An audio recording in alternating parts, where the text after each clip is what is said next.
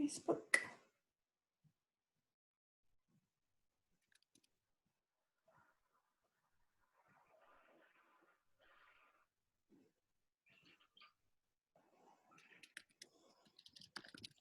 Boycott Turkey.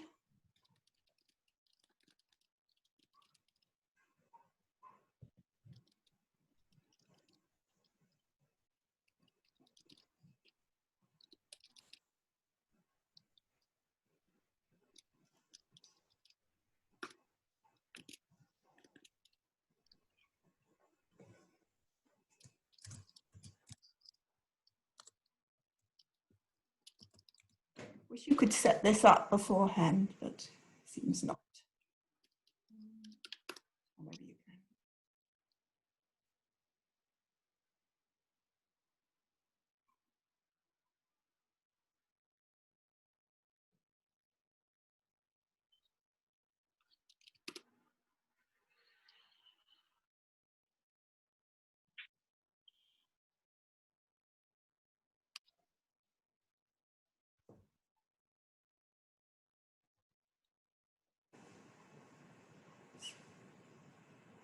So yeah, we're now live on Boycott Turkey on the Facebook page. So if anybody wants to share it off of there as well, if someone could set it so that it goes on to Scottish Solidarity with Kurdistan Facebook page as well, that would be really nice. So, okay, so I think we'll start. And I'll start by introducing myself. I'm Sarah Glynn. I'm co-convener of Scottish Solidarity with Kurdistan, and I'm also involved with Boycott Turkey. So welcome to our fourth fortnightly Kurdish Tuesday, brought to you this time by Boycott Turkey. And honestly, every day seems to provide another reason for why we should boycott Turkey. And since we arranged this meeting, of course, we've seen the Turkish bombing of South Kurdistan, North Iraq, and further clampdowns on democracy in Turkey. So as well as the people in this Zoom meeting, as we know, others are watching our live stream on the Boycott Turkey Facebook page. And like the recordings of our previous meetings, this will remain available for others to watch online afterwards. So tonight we're going to hear from Kurdish speakers and from Solidarity activists, and there should be plenty of time for questions. So our focus will move from the political to the practical. And I want to begin with a few words about boycott generally, or more properly, boycott, divestment, and targeted sanctions as a political tactic.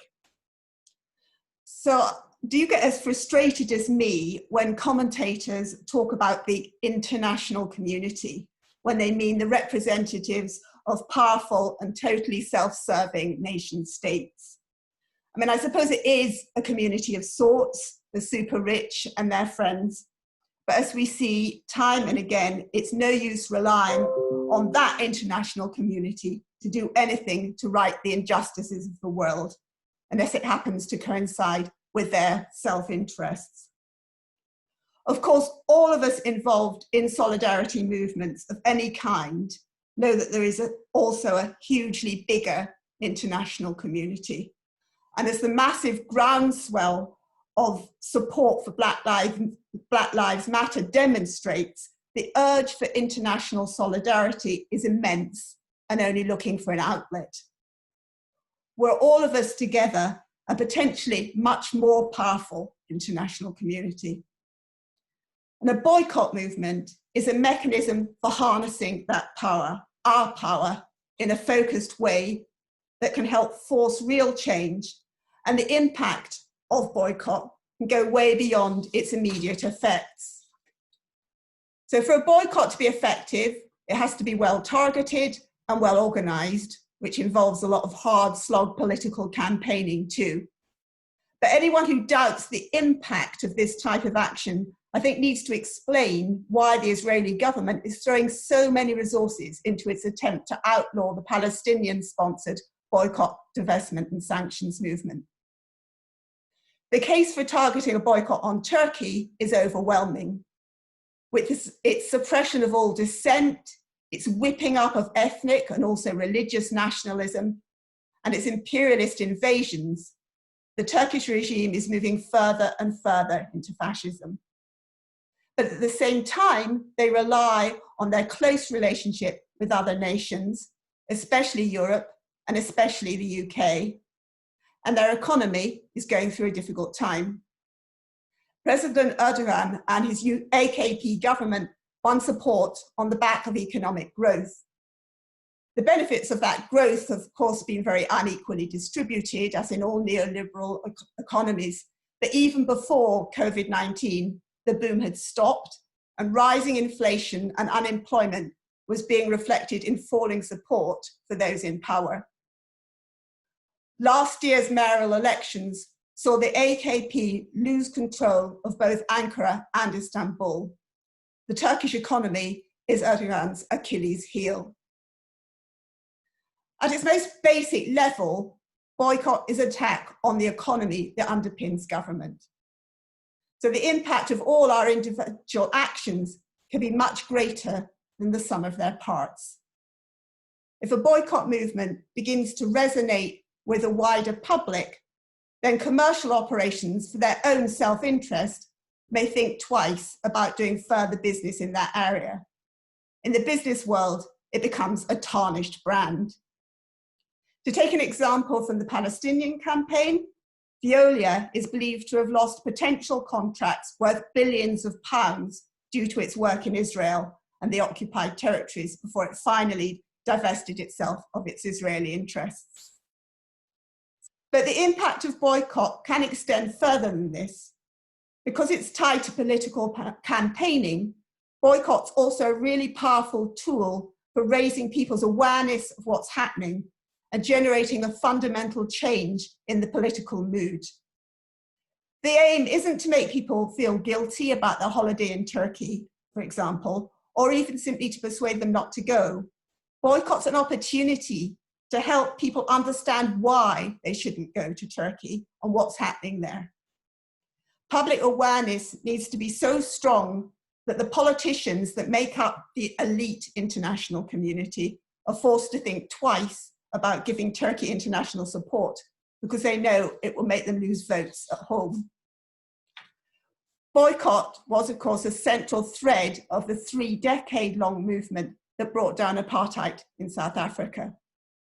Boycott of South African produced goods, boycott of companies that traded in South Africa, pressure for government sanctions, cultural boycott of performers who played in South Africa, and major campaigns to stop and disrupt sports events. The disappointingly half-hearted actions by the 1960s Labour government proved the importance of building a strong grassroots movement and not relying on the politicians. And by the mid-80s, the groundswell of support had become so mainstream that even Thatcher had to hold back her instincts and maintain the arms embargo and sports boycott. With public support for the movement so strong, association with apartheid became bad business. So after years of pressure, Barclays Bank gave up and pulled out in 1986, and they admitted our customer base was beginning to be attacked. Standard Chartered, Norwich Union, and Legal & General all left. Chase Manhattan refused to roll over South Africa's loans, and other banks followed suit. The writing was on the wall, and when that happens, the self-interested pragmatists that make up the elite international community can quickly withdraw their support and begin to look for other ways forward. Boycott works, not on its own, but as part of a political campaign, which it also helps to build and to strengthen. The call for boycotting Turkey has come from Kurdish and Turkish civil society groups. Kurds make up 1/5 of the population of Turkey. They've always been discriminated against by a constitution that's based on ethnic nationalism, and every attempt that they make to claim their human rights is met with repression. The European Kurdish Democratic Societies Congress, a federation of Kurdish societies from across Europe, has declared it, quote, a national and humanitarian duty to boycott and block Turkish-produced food, textiles, other export goods and tourism with a campaign, because these constitute an important pillar of Turkey's economic resource. Making a call for a boycott from within Turkey itself is dangerous, but very many members of the Congress and its member organizations will have family and friends in Turkey. And academics in Turkey who signed a letter in 2016 calling for peace and an end to the government's terrible war on the Kurdish areas, and who've since been prevented from working and in many cases have been imprisoned, have made a call for a targeted academic boycott. This evening, we're going to hear from 3 Kurdish supporters of the boycott campaign. From Dr. Kamran Matin, who's a senior lecturer in international relations at the University of Sussex. From Niloufer Koç, who's member of the Executive Council of the Kurdistan National Congress and their foreign relations spokesperson. And from Elif Saracen, who's an activist with the Kurdish Women's Movement and a member of the UK Kurdish Assembly. So each will speak for about 10 minutes, and we'll then go over to other members of the Boycott Turkey campaign who'll give more details about what and how of the boycott. And this should all take us to a bit after 8 UK time, when we'll open up for questions. So just before I hand over to Cameron, just a bit of housekeeping. We have muted your mics, but we can unmute you to let you ask questions in the second half of the meeting. So when it gets to questions, if you do have anything to ask, please click on the raise your hand symbol or send a message to me via the chat. So I'm the only person I think, or the co-host and co-hosts are the only people that you can communicate with via the chat. And we'll also be monitoring messages on the live stream, which is on the Boycott Turkey Facebook page. So I think that's enough from me. Cameron, the floor is yours. You can unmute yourself, I think, because you're a co-host. All right. Thanks, Sarah. Hi, everyone. Thanks for joining this meeting, and thanks to the organizers for inviting me to speak. In my 10 minutes, I'm going to do basically 2 things. I'm going to first compare the grounds on which the original Palestinian initiated BDS campaign against Israel was launched. The 3 basic grounds on which that campaign was based and still ongoing. And then briefly talk about additional dimensions to Turkish regional and international role, especially in recent years, and the negative and quite destabilizing actions of the Turkish government. So the Palestinian BDS describes the state of Israel as colonialist, practicing apartheid, and also practicing occupation, an occupier state. And I would suggest that all 3 applies to the Turkish state too. Starting with colonialism, although in the Palestinian case they use the term settler colonialism, which is slightly different from colonialism itself, but I think in case of Turkey you can identify both colonial practice, but also a form of settler colonialism which has been practiced recently in Rojava in Syrian Kurdistan. In terms of colonial practice, to the extent that every and each colonial power, historically speaking, is colonial to the extent that it denies a particular population's right to self-determine their fate and destiny. And in that sense, the Turkish state is in fact founded upon the denial of Kurdish people in Turkey to rule themselves and to practice self-determination. And this has been practiced in all areas, in education, in cultural activities, in linguistic expression, in journalism, in media, in everywhere. And that's been ongoing since day 1 of the foundation of the Republic of Turkey. And it's been maintained through systematic violence since then, of which only maybe in recent decades people are, I mean, in the world are aware of the extent of these violent campaigns. In terms of apartheid, surely a state which is, as Sarah alluded to, is defined on ethnic ground is already apartheid. It discriminates against populations and peoples and persons who do not belong to the particular ethnic group which has dominated the state. So just as Israel is described by the Israeli officials as the state of Jews or a Jewish state, Turkey equally is a Turkish state. So if you're not a Turk, or you are not disassociating yourself from whatever other ethnic identity you might have, you do not have a space to freely express your views, associate, basically practice politics in a daily life. So in that sense, I would say Turkish state does practice apartheid, and it has been practicing it since its foundation. In terms of occupation, of course, I mean, you can look at, again, the foundation of Turkish state, and it involves, obviously, occupying the lands which Kurds have occupied for thousands of years. So in that sense, Kurdistan is occupied in Turkey.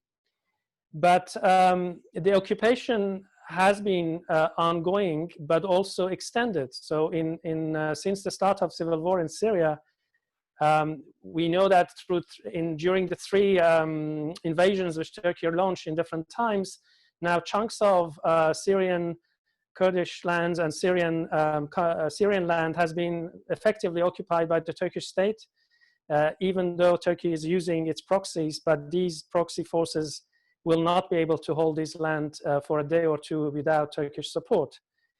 And what is noteworthy in this most recent episodes is that Turkish state has openly, basically, practiced ethnic cleansing by forcibly removing the native occupants of various regions in Syrian Kurdistan, in Rojava, in Afrin, in Garisepi, in Serikani, and so on.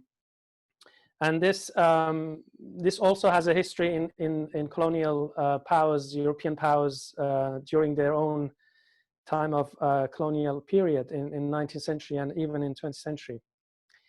So I think on those three grounds, when BDS was launched originally in the case of Palestine versus Israel, I think those grounds do apply to Turkey as well. But in addition to this, I think, and in a more like political and geopolitical sense, Turkey has been extremely destabilizing and a force which has created all sorts of unnecessary conflicts, in fueling existing conflicts, inserting itself in various crisis points across the region. To start with, Turkey occupied and still, in a way, indirectly occupies northern Cyprus since 1973. Turkey joined NATO in 1953, if I'm not wrong, and did take part in the Korean War in that period. More recently, Turkey has deployed forces in Somalia. It's inserted itself in Libya, and right now Libya is practically partitioned because of Turkish intervention there. And it's actually risking a potential regional conflict involving multiple states, including Egypt, Israel, France, Italy, Russia, and so on. So Libya is a big flashpoint. But closer to home, Syria has been probably the worst regional intervention Turkey has done to date, because Turkey from beginning concentrated on supporting radical Sunni Islamists, including Al-Qaeda offshoots and later on ISIS. And this has obviously led to thousands and thousands of civilian death and destruction of the country. As the war dragged on in Syria, though, we know that Turkey shifted its focus from overthrowing Assad by supporting those radical Sunni jihadist groups, to containing the Rojava movement, the Kurdish democratic and liberation movement there, and hasn't really withheld anything that it was in its disposal to destroy this experiment. And there are, mounting evidence of its support for ISIS during those years which ISIS was still active. But the destabilizing activities of Turkey is really goes beyond the region. Turkey has destabilized Europe, Western European countries, is effectively intervening in in national elections in various countries by using the refugees, which itself has created. So tens of thousands, hundreds of thousands of Syrian refugees who have ended up in Turkey and other countries. Turkey uses them as a tool for blackmailing European states and EU in particular, and basically unleashes this wave of refugees towards Europe whenever it doesn't get what it wants. And this has in turn led to the strengthening of racist and right-wing populist forces in countries such as Hungary. It has played indirectly a role in Brexit. It has in France and elsewhere, I mean, you name it, across Europe, this has had implications. Turkey has forces as we speak in Somalia, and just yesterday and today has been bombing a UN-recognized refugee camp in Iraqi Kurdistan, or in southern Kurdistan, in other words. Today it's been bombing jointly with Iran various regions in northwestern Iraq, just on the Iranian border. It has 20,000 troops in Qatar, supporting Qatar against the Saudi embargo. And by virtue of being a member of NATO, of course, Turkey, and the second largest army of NATO, Turkey has bearing the responsibility for whatever NATO in a way has done in the region and beyond. I think I'm getting close to my 10 minutes, so just to wrap up, I do think that that there are very strong grounds for a call for BDS or boycott against Turkey to be legitimate, both in terms of those originally found grounds which Palestinian movement used, but also additional grounds in terms of its support for jihadist and extremist groups in the region, its occupation of Syrian and Kurdish land, and its illegal intervention in various countries in North Africa and Middle East and the Gulf region. So I think I'll stop there, and if there is any question later on, I'm happy to answer.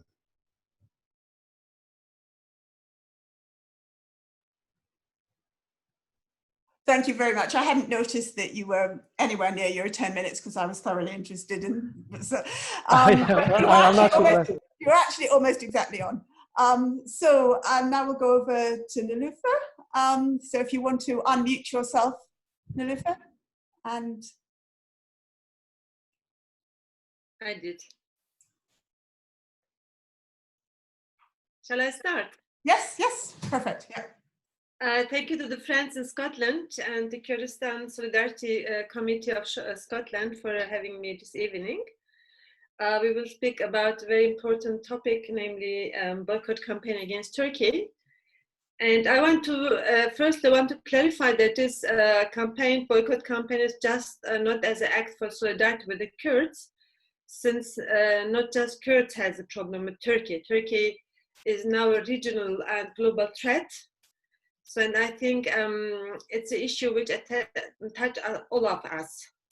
So if we look down very deeply to the Turkish problem, then it will be more understandable why it's important that we all together, wherever we live and work, start in our areas, wider campaign, isolating politically Turkey, economically and politically.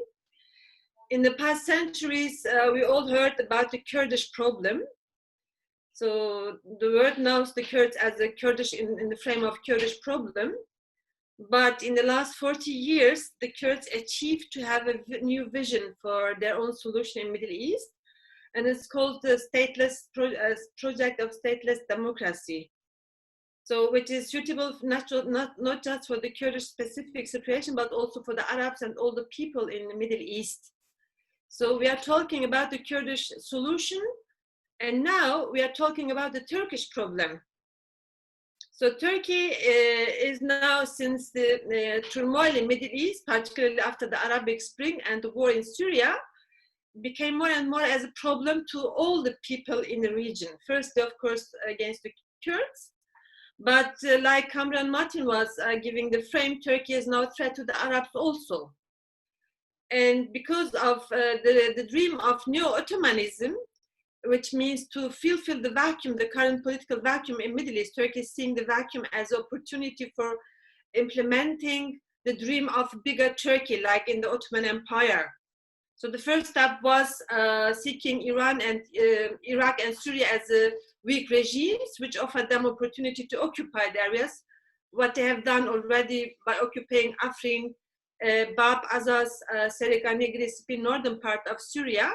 And now with the bombings of southern Kurdistan, Iraq, they want to try to create a new Vilayet Mosul. So the areas which are bombed are the parts, are the ancient region of the Mosul, Vilayet Mosul. So, so cleaning the Kurds, the Yazidis, and the Arabs who are not comfortable with the Turks is now the main aim why they're bombing the whole area now. Zaho, Tobruk, and the mountainous area, which are bombed since yesterday, are in the map as the former province of Mosul. So Turkey want to, until 2023, the 100th anniversary of the Lausanne Treaty, they want to change the borders. They already changed the border between Turkey and Syria by occupying the northern line of northern Syria, which means starting from Afrin until to Grespi, Tel Abyad, Serikaniye. So it's occupation. It's changing. In the past, the Kurds were accused to being the separatists. They accused the Kurds that they want to change the borders, but now Turkey is changing the borders which were created by the Treaty of Lausanne.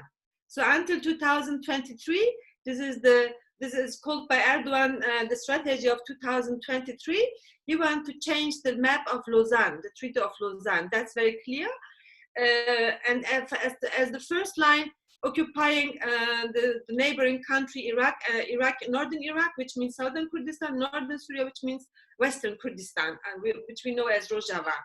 But parallelly now, they start to implement the strategy of occupying North Africa through Libya and surrounding Egypt as the main key player of the Arabic world in North Africa. Let's say intervening in Yemen, in Bahrain, in all the neighboring countries of Egypt. Turkey is now trying to, through the Muslim Brotherhood line, to make parts of Northern Africa as the former provinces of Ottoman Empire, and by same threatening Greece and Cyprus by the Mediterranean Sea. So there's a project called the Blue Patriotism, project of Blue Patriotism, which means occupying some part of the Mediterranean Sea, so threatening Greece and Cyprus, which means threatening European Union. You can see Turkey is a problem to all of us. That's why the campaign boycotting Turkey is not just for the benefits of Kurds. Turkey is producing jihadism. Kamran was saying this clearly, I fully agree. They're recruiting tens of thousands of jihadists of different diverse groups, bringing them from the Uyghurs from China, from Pakistan, Taliban, arrests of Taliban from Afghanistan, and everywhere. So jihadism is a threat not just for the Kurds, not just for the Arabs, but for the whole world.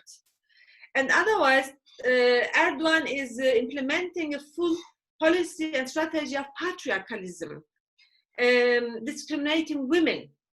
So Erdogan is not just a problem for the Kurdish and Turkish women, but by implementing the policy of male domination in every field where Turkey is acting, is a hostile policy against women everywhere. So that's why Erdogan and Turkey's policy regarding women is a hostile policy everywhere for women, is a threat to women. That's why I would say comparing boycott campaign of the Palestinians against Israel and Turkey is a little bit different. So you are not doing this campaign just for the support of the Kurds, for the support of women, right of women, of Christians. Turkey is now, for example, talking about reopening the former church of Hagia Sophia as a mosque, which was known as a very ancient church of the Christians in Istanbul.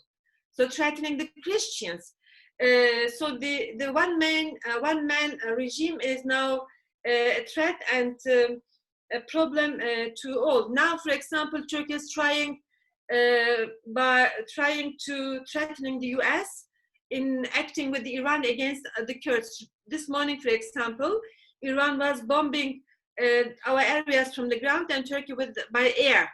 So both are now threatening the US because US is now mediating with Russia, with France and some other European countries in implementing the national dialogue between the Kurds in northern Syria. So for that purpose, saying, well, we don't accept this. We are coming. We and Iran as very important central key figures, key players in Middle East. We are threatening. Listen, America, if you support the Kurds, we will then attack them. So because in northern Syria now we are passing a very critical stage.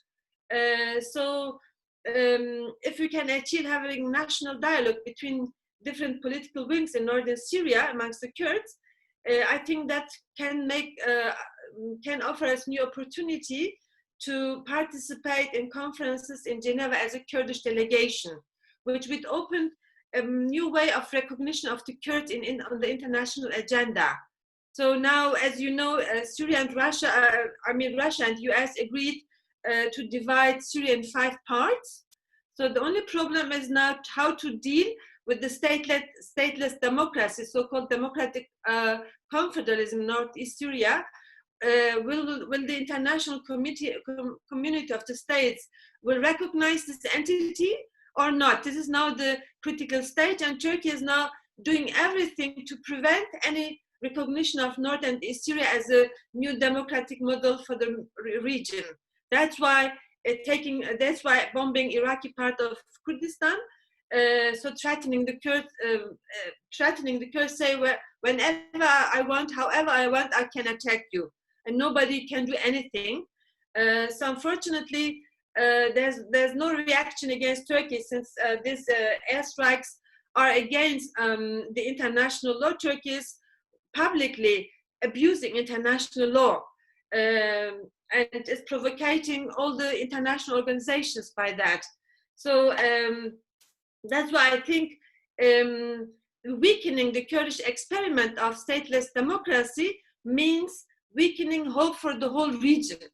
Because this currently the state model of stateless democracy, which we call democratic confederalism, is the only alternative now. I don't know what will happen next year, 10 years later, but now many of the people of the region, whether they are religious groups or ethnic groups, and of course majority of the women, they see this model as a hope, as a solution for their own, not just Kurds. I mean, I think it's a model also for Iran's democratization.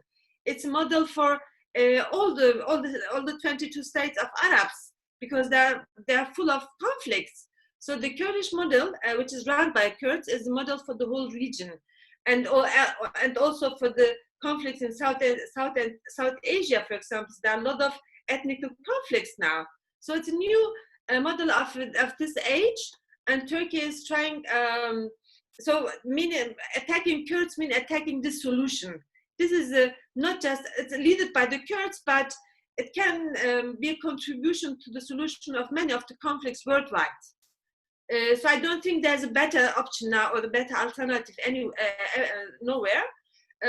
But we don't know what will happen in 10 years. But currently I'm talking about the practical model which was implemented during the harsh time of war in Syria, and it become a hope for all. That's why attacking this model is attacking a global hope for future. So that's, I think, it's one of the reasons why it's the right time to say to Turkey, no, attacking Kurds means attacking this model of stateless democracy, which can be accepted by all the states and which give many of the people in the world a new hope for the future. That's why I think it's important we should do everything wherever we live to isolate Turkey totally. And nobody should fear that people on the ground will suffer from the boycott campaigns, because I know most of the cheap labor in the tourism branch in Turkey are the Kurds, but they don't gain anything from the tourism, the Kurds, because they're most cheap labor. So, and I don't think the Kurds will suffer so much, since we can offer the Kurds other opportunities. We have several organization in Kurdistan. What we need is freedom, and not just we as Kurds, all the people in Turkey, women in Turkey. So this boycott will be for benefit of democratization of whole Turkey, means surrounding Erdogan's regime. This was the aim of the campaign, is not against people in Turkey, it's just isolating the Turkish fascist regime, the Turkish sexist and racist regime. So we must surround this regime everywhere, and with all the methods we can do, politically, economically, culturally. I think it's the right time, if we can do that, so Turkey will continue to produce more jihadists to occupy the countries of the Arabs and Kurds, and to prepare itself for a war against Iran by creating provocations between Kurds and Iran, which Turkey is now doing.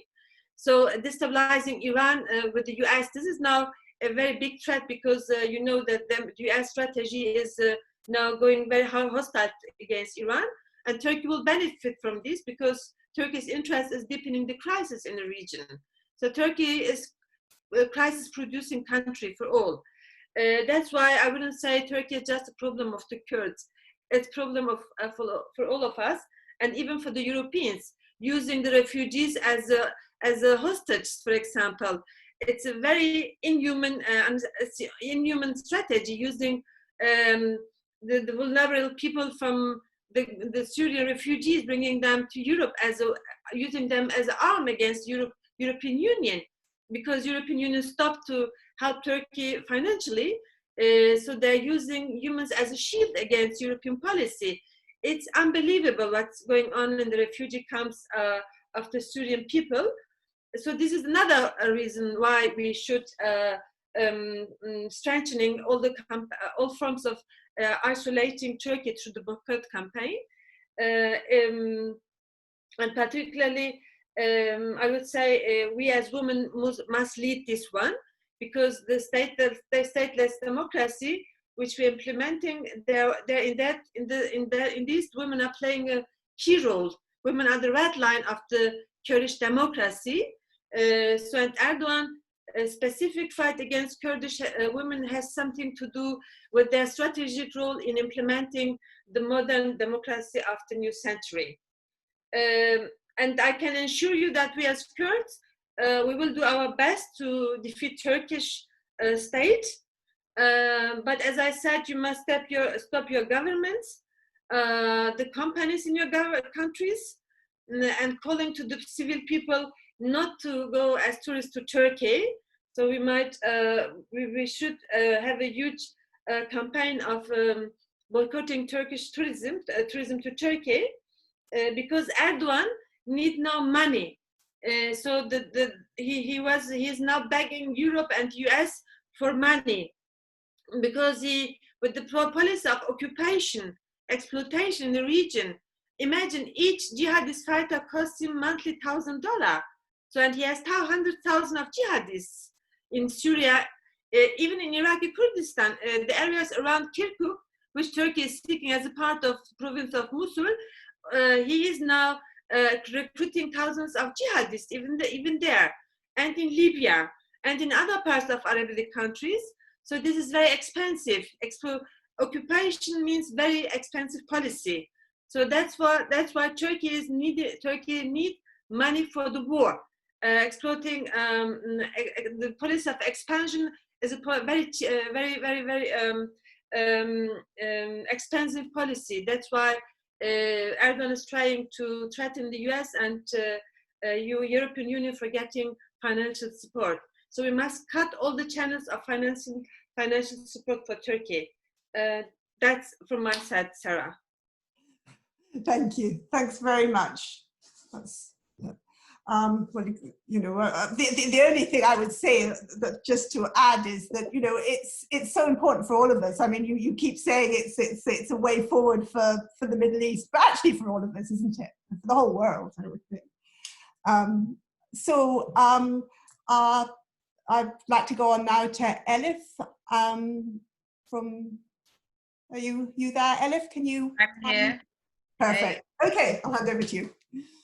Hi, thank you very much for organising this, Sarah, and all other friends who have put so much tireless work, particularly in terms of research into the connections and links between companies, corporations, institutions that directly support the Turkish state's war against the Kurds, but also against the wider region in general.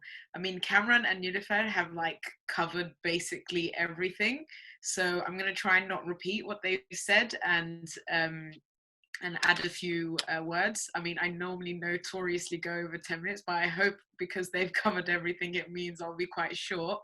I mean, before I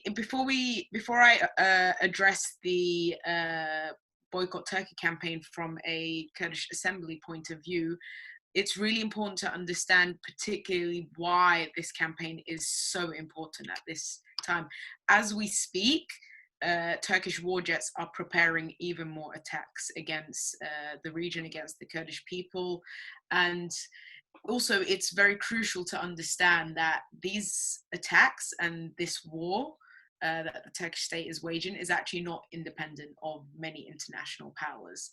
You know, it's already been mentioned right now, the involvement of Iran, other regional powers, but also it's not independent of other superpowers like the US and the UK. There is some contradictions in their relationship, but it's also very clear that they do have many points of agreement as well. And also, I think it's very important to put in quite a clear and blunt way that what the Turkish state is trying to do right now is to pacify and to create and force the surrender of the Kurdish people, which for us and for many people is essentially the annihilation of us. Because for us, you know, there's either you get killed physically, or you are tried the attempt to be forced into a life of basically just physiological life, so just breathing, and that is no life for any of us, of course. And I think the last few weeks have really showed us this, about especially in terms of the uprisings for Black lives across the world, that when it comes to a free life, that is what trumps everything. And I think that also is the case here. And to give it a bit of context what the Turkish state is doing, because a lot of propaganda machines have spoken about the Turkish state bombing PKK positions and so on and so forth, it's also important to make clear that the 3 points that the Turkish state bombed in the early hours of the 15th of June are firstly very highly populated, like civilian areas. And in terms of the Mahmur refugee camp that Kamran also mentioned, it has a population of 12,000. And these people are people who, back in the 90s, when the Turkish state burned and destroyed 3,000 villages, kidnapped many of them, killed many of them, they migrated to this part of northern Iraq, literally, you know, for safety. And, you know, when we talk about the Kurdish model for democratic confederalism and what Nilüfer has also spoken about in terms of stateless democracy, Mahmur was one of the first places that was practiced. So when we talk about what is happening in Mahmur, it's not just a punishment it's not just a punishment by the Turkish state against the Kurdish people, but it's also a punishment for democracy.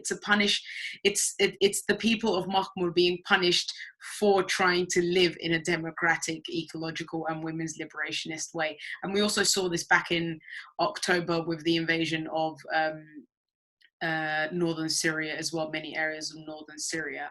And the other part of Iraq that was bombed by the Turkish state is Shengal. Now, many people essentially first heard about Kurdish resistance. I mean, some people knew about it, but it started being spoken about in a mass way with the ISIS siege of Shengal, and therefore the Kurdish resistance fighters' defense of it. And this is where thousands and thousands of Yazidi people were either killed or forced to flee. And again, as many people know, thousands of Yazidi women were kidnapped from that very place and held and sold as sex slaves by ISIS. And just when these people are either returning or essentially clinging onto their lands as to not realize and not to allow the ethnic cleansing and the genocide yet again by either ISIS or Turkish state, I mean, it's difficult to distinguish sometimes, they're being bombed once again for their insistence of a free life. And so the war against, the Turkish wars against all democratic forces, when we speak about it in that sense, is first and foremost against women. You know, and it's not just in their bombing campaigns, it's their occupation of the lands that Kurdish women have led to freedom and have led to a democratic ecological life and system. And it's also direct and physical attacks as well. Just the other week, a 16-year-old young woman in Afrin, Melek Khalil, was raped, tortured, killed, and literally just thrown into a field by Turkish state jihadi proxies.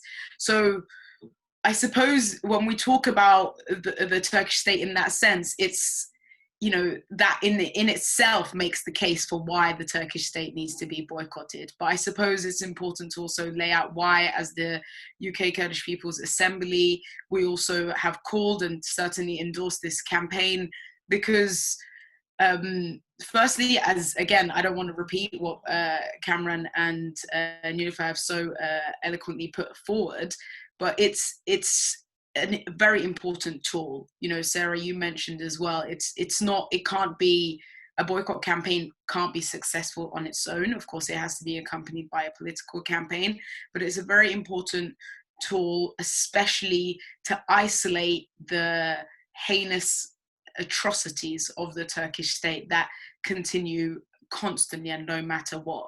So, you know, it's important to make the connections between the corporations which directly support the Turkish state's war against the Kurdish people, but also the wider region, of course, and to encourage civil society and to empower civil society that many people, although they, you know, feel like they, of course, don't agree, and they are very much against the attacks of the Turkish state. Unfortunately, in the way that we are encouraged to live in the West, I suppose, it's very easy to feel like you can't be empowered to take individual action as well. So I think a boycott campaign is a very important way to bring individual action and collective action together.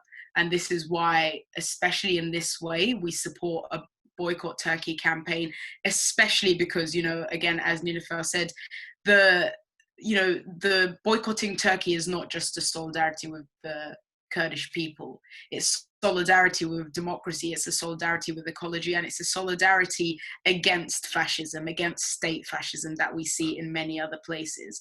So it's important to be able to see it in that way, and also to understand it as a tool to sometimes start a conversation, sometimes end a conversation, sometimes encourage other people to take action. And I suppose the single most important action individuals can take, because a lot of people ask this very often, is quite simply do not holiday in Turkey.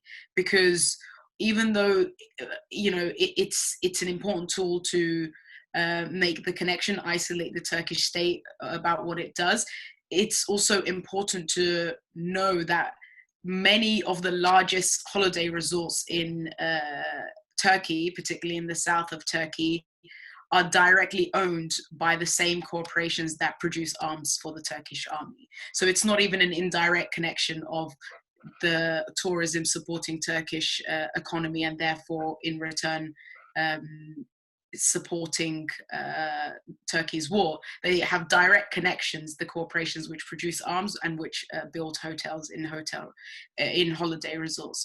So that is what I can say in that sense. And also that this is a targeted boycott, and that we don't want to penalize small businesses, farmers, and so on. Of course, it's a targeted political boycott to not just isolate, but also it's a political boycott on this end as well. You know, whether you're in Britain, whether you're in Italy, Spain, wherever you are, there's a company that obviously produces arms that are sold to the Turkish army. So it's also a political campaign on this end, particularly the Europe end, against the arms trade that doesn't just affect the Kurdish people, doesn't just embolden the Turkish state, but many states around the world that either kill their own civilians or other people, or carry out massacres and genocides and so on.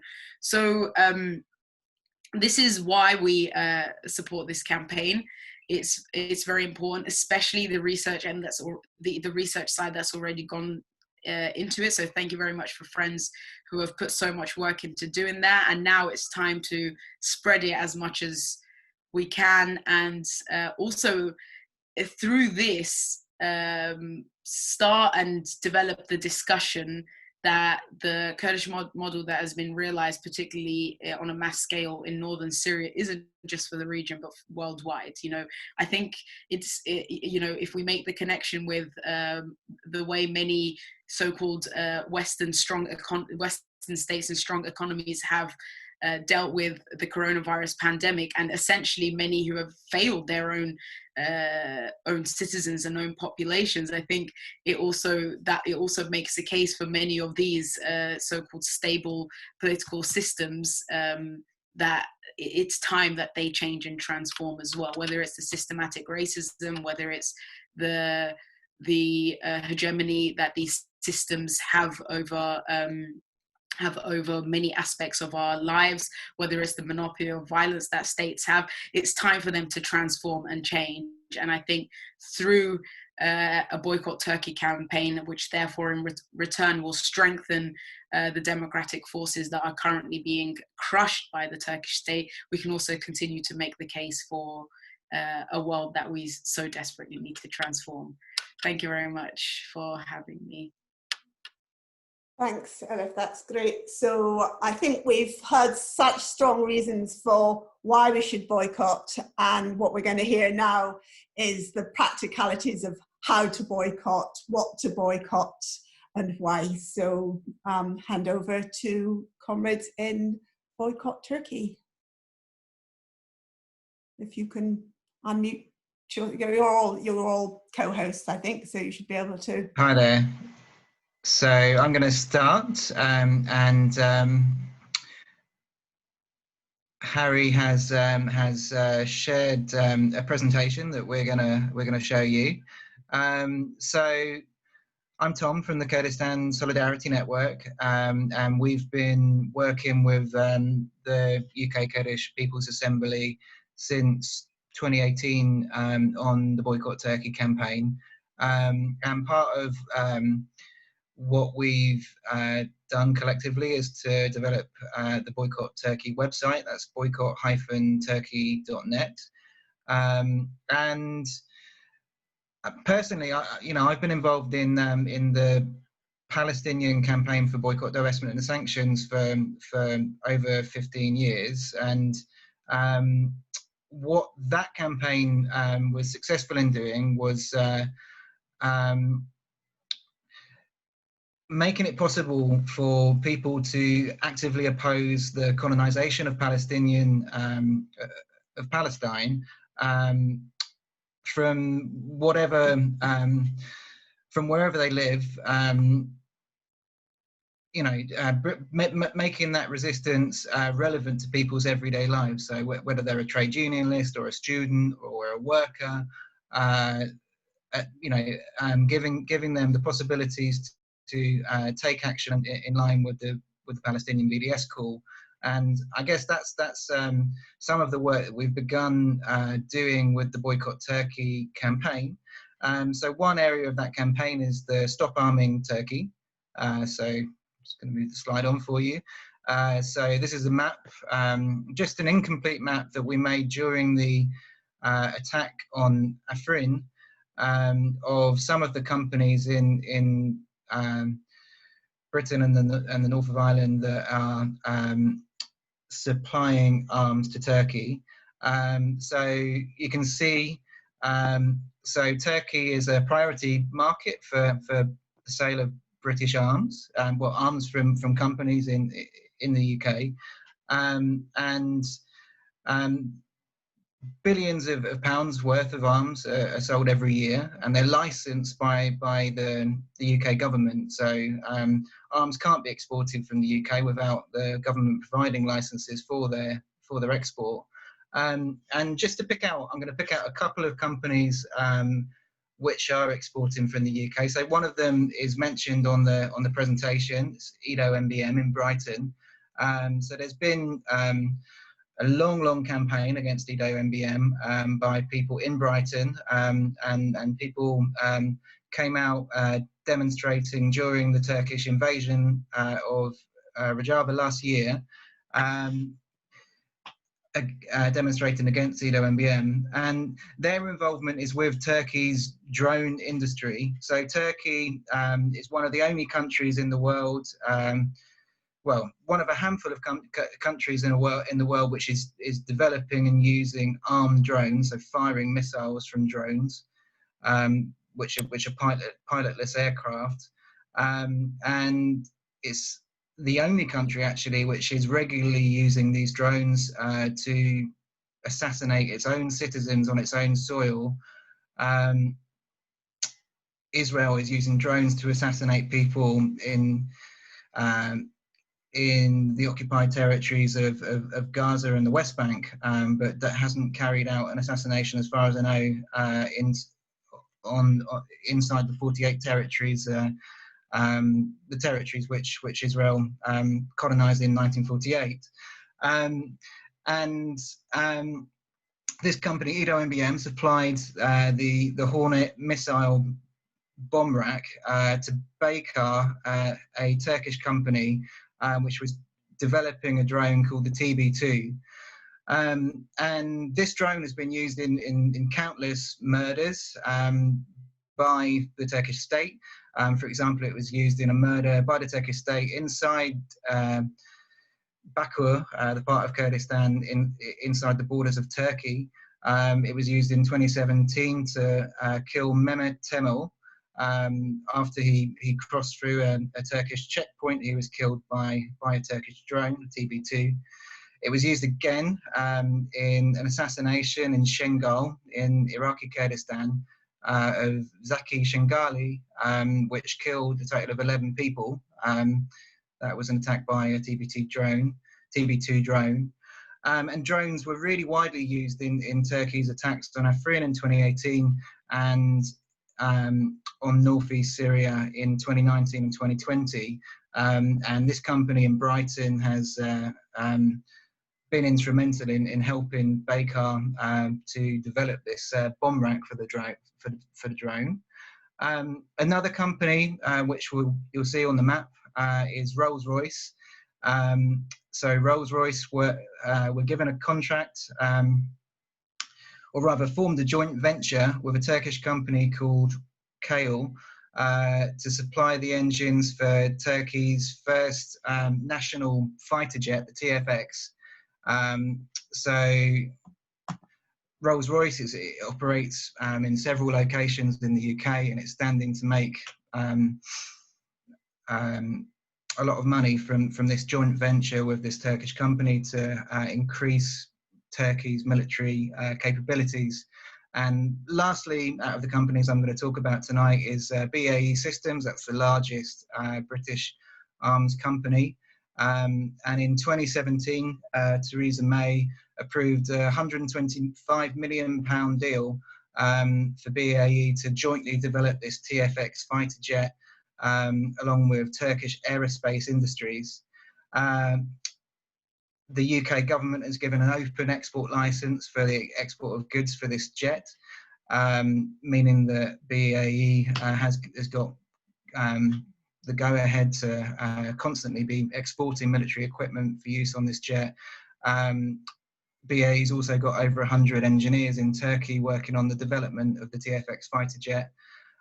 BAE also works on the Turkish F-16, which is one of the key weapons which Turkey uses in its invasions in Afrin and northeast Syria generally. And it has a partnership, or two partnerships, with a company called Nurul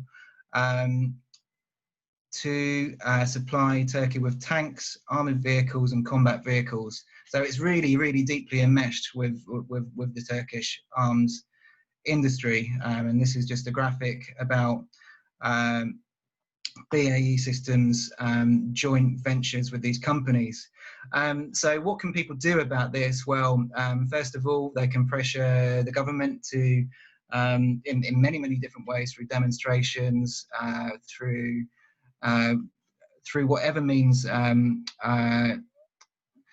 they can, to end all arms exports to the Turkish state. So not to allow, not to give export licenses which would allow companies in the UK to export to Turkey. Another thing which people can do is campaign for divestment. So if we can move on to the next slide. One type of divestment campaign which has been really, really successful in the case of the Palestinian BDS movement is universities have been pressured to divest their money which is invested in companies that are complicit in the colonization of Palestine. And this is just an incomplete list of universities in the UK which have investments in companies which are complicit in Turkish war crimes, and you can see that there's a very long list there. It's not complete by any stretch of the imagination, but just to give people an idea about the level of universities' complicity. So students can and staff at universities can begin campaigns pushing their institutions to not to invest in these companies. And I mean, as well as being you know, a way to challenge support for Turkish fascism, this is also a way to as we heard earlier, to raise the issue of the revolution going on in Rojava and other places in Kurdistan, you know, as we wage these divestment campaigns, also to spread the ideas of the revolution and you know, to let people know what we're fighting for, as well as what we're fighting against. If we can move on. Oh, actually, so that's the next slide. But just the last thing I wanted to say about arms is, if people are members of a trade union, one thing which we'd ask you to do is to pass resolutions in support of the Boycott Turkey campaign, and also to pass resolutions calling on the UK government to stop the licensing of arms to Turkey, for export to Turkey, and you know, call for members of the trade union to support this boycott campaign. Okay, so we'll move on to the tourism boycott now.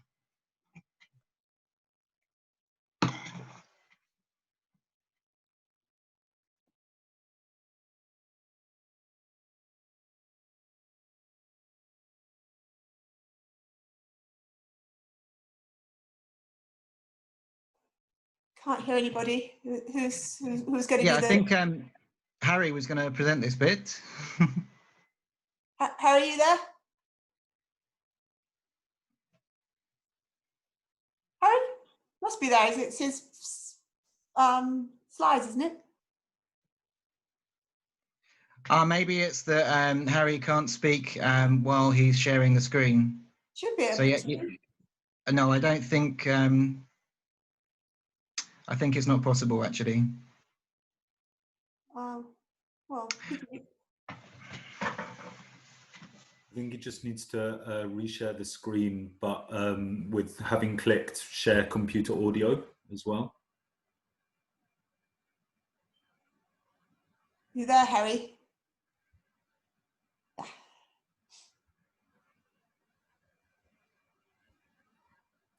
No?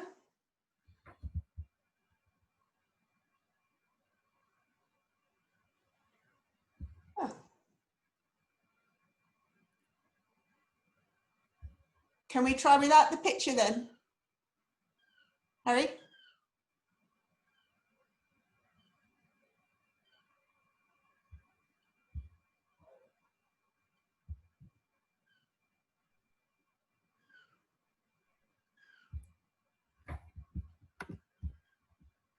I can't. See? There must be something with his microphone, I think, rather than. No, we can't hear you, Harry. It's weird because he's not muted. Can someone else do the? Yeah, I mean, I can do it if. Okay, I'll move on to brands and see if you can sort it out. So we're also, as a Boycott Turkey campaign, calling for a boycott of certain brands which are complicit in Turkish fascism. So one of those brands is Beko. So Beko is a supplier of white goods, so many fridges and other household appliances are supplied under this Beko brand. And Beko's parent company, Koç, is the owner of Otokar. So Otokar they supply the vehicles which were used to crush the uprising in Bakur in southeast Turkey in 2015 and 2016. They also supply vehicles which were used in the 2018 invasion of Afrin and last year's invasion of Rojava. Yeah, so we're calling for a boycott of Beko for that reason, because they're owned by the same company that owns this arms company, which is causing suffering in Kurdistan. We're calling for a boycott of their goods, and we're calling on shops not to stock their products. But Beko, the company which owns Beko, is spending huge amounts of money, billions of pounds on promoting its brands. And the way that they're doing that is by through sponsorship deals. So they've got a lot of high-profile sponsorship deals at the moment, which include UNICEF, the FA Cup, the Premier League football, and Barcelona Football Club. So these sponsorship deals are places that we can campaign to prevent these sponsorships from happening, and because they're so public, it's also a place to make this Boycott Turkey campaign more public, and to to bring the politics of the revolution in Rojava to a new group of people. And finally, I wanted to talk about the campaign which we're proposing against Nike.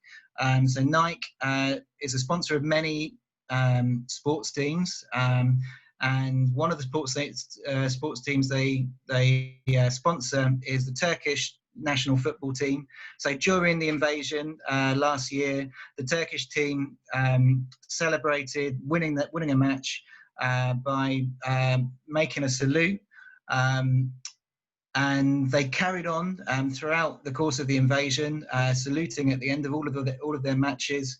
Nike have had this pointed out to them and been told to drop their sponsorship with the Turkish national football team, and they've refused to do so. So we're calling for a campaign against Nike. And during the invasion, people in London went to demonstrate outside Nike Town, and we're calling for people to take similar actions, similar boycott actions against Nike shops around the UK and internationally. How are you doing, Harry? Are you able to speak now? Can you hear me now? Yep.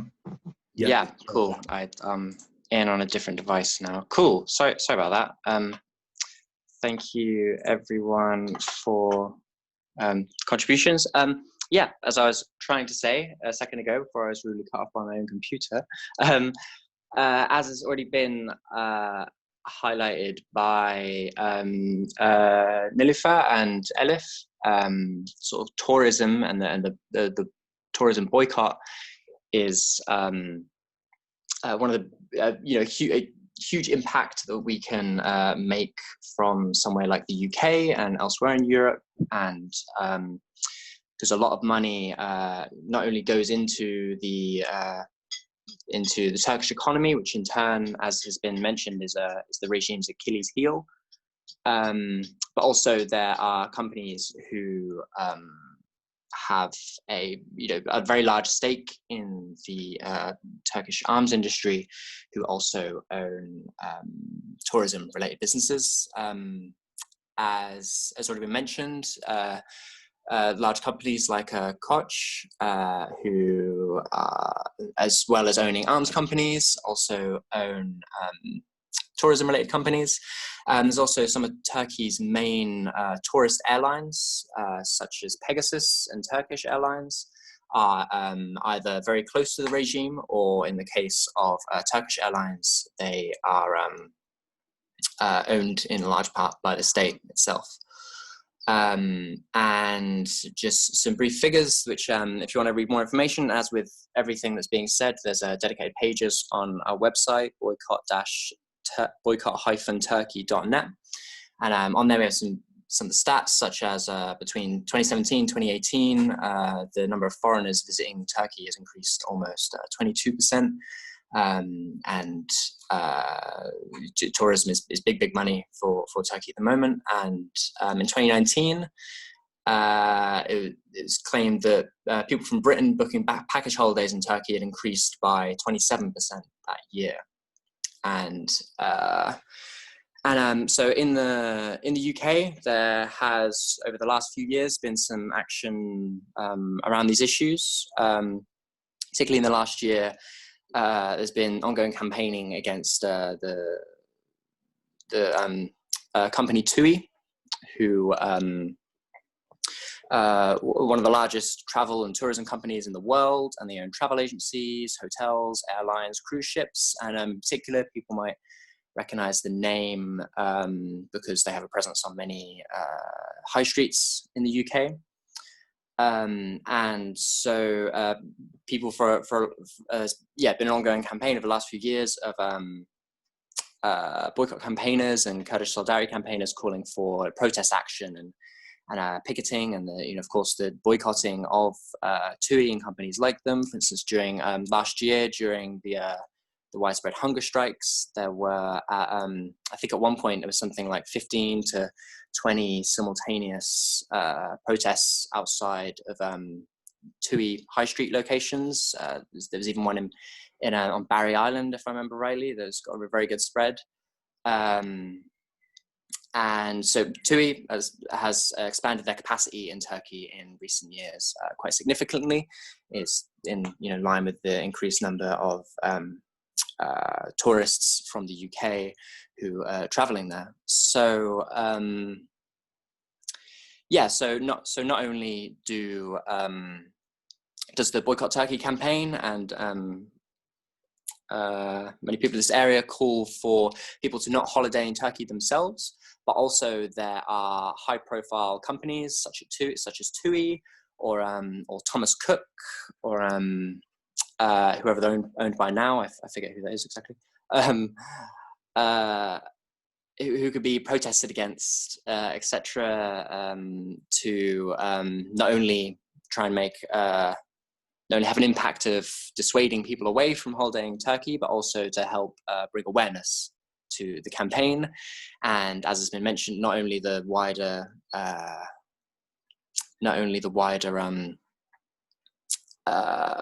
issues that we would flag, and of all of Turkey's crimes, but also to help shine a spotlight on what many people are seeking to protect, which is in part the Rojava revolution, and as has been said repeatedly, the wider regional stability of the Middle East, and ultimately the world, because of Turkey's collusions with jihadists.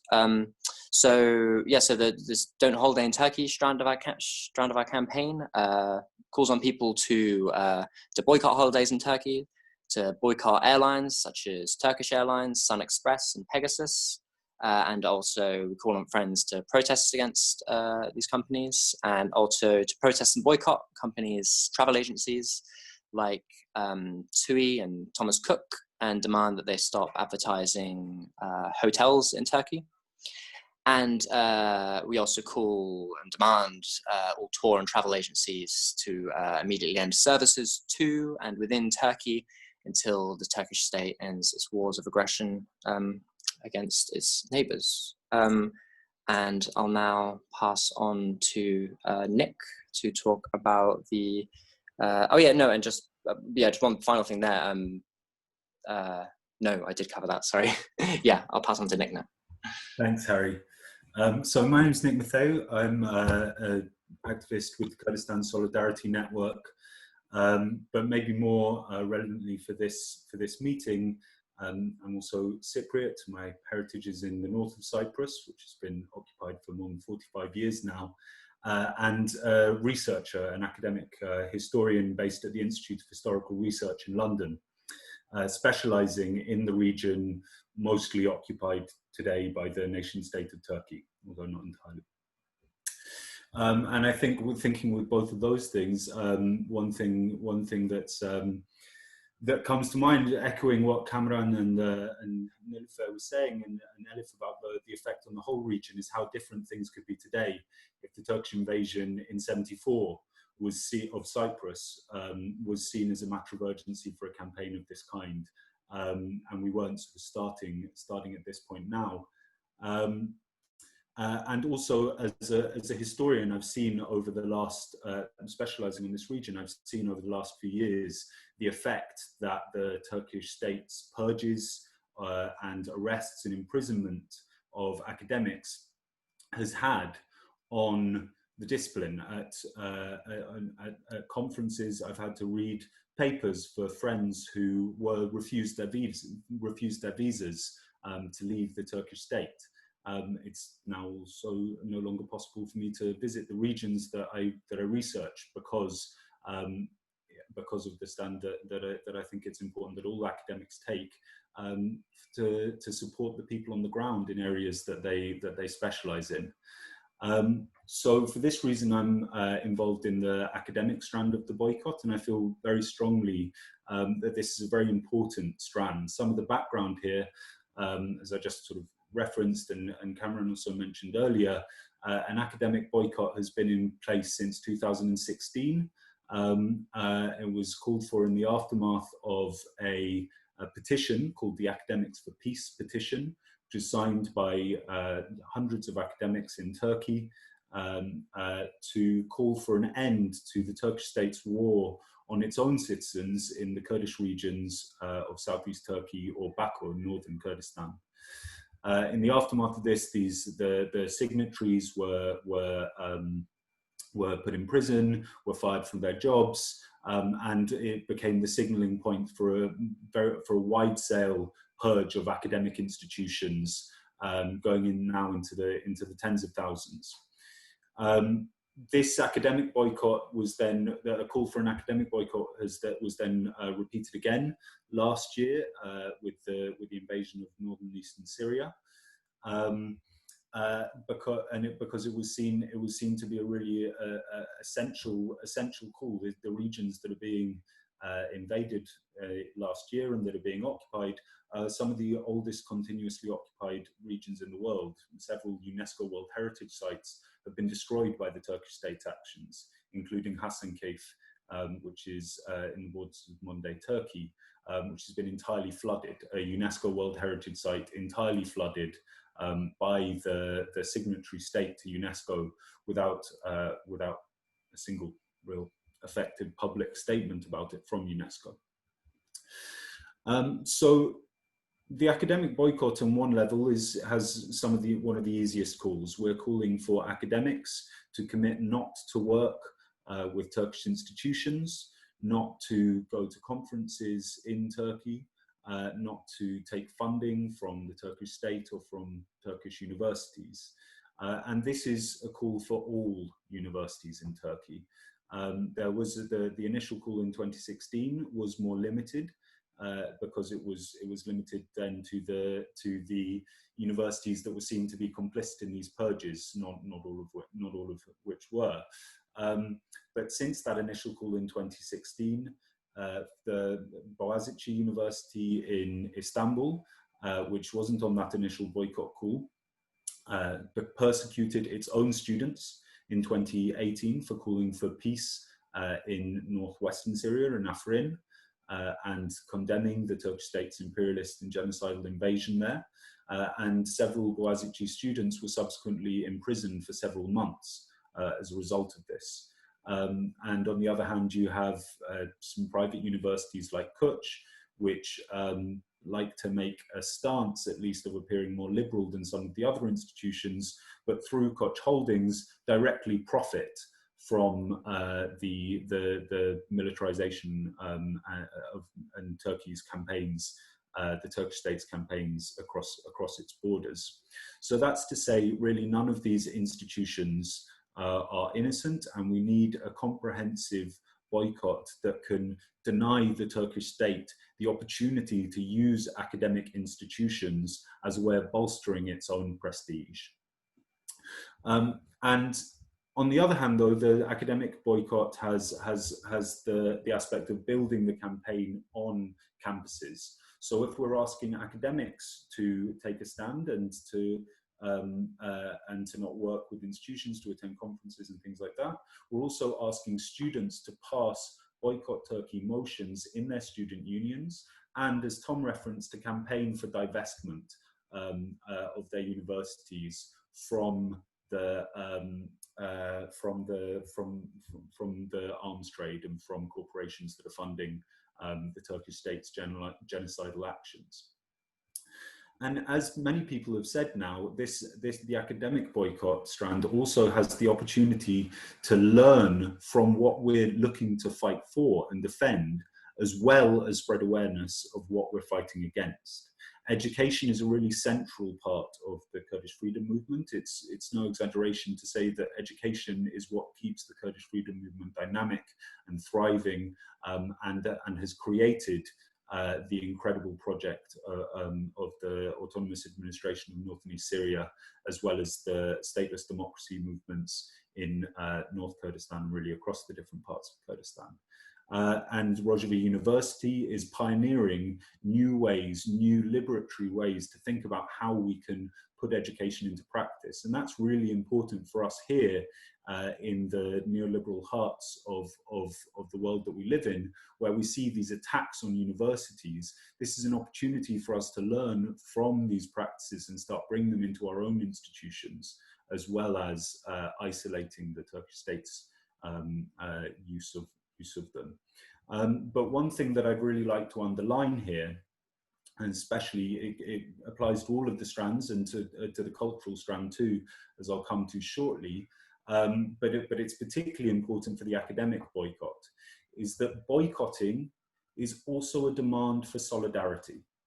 Of course, there are thousands and thousands of Turkish, Kurdish, and other ethnicity academics who have been imprisoned and repressed by the Turkish state. So it's a real responsibility of ours to build connections with them at the same time as we boycott the institutions that have participated in their repression. So this is about institutions, not individuals. Of course, there are some particular individuals who are so complicit that they end up representing and becoming spokespeople for their institutions.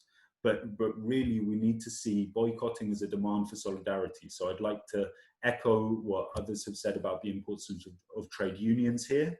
If you're a member of the University and Colleges Union in the United Kingdom, that means that you should already be abiding by the more limited boycott call in 2016, because that was passed by the union conference in autumn of 2016.